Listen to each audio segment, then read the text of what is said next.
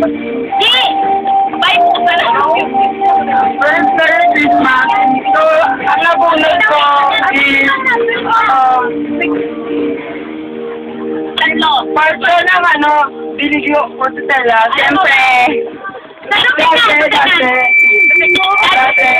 Tapos? So, keep silent, simply, and, genuine part.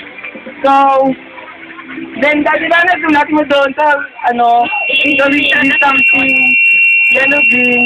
So, nahirapan talaga ako maghanap ng yellow green.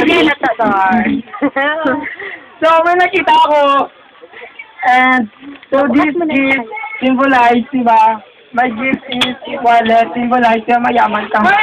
So, ilagay mo na kamay. Dapat na pera yan.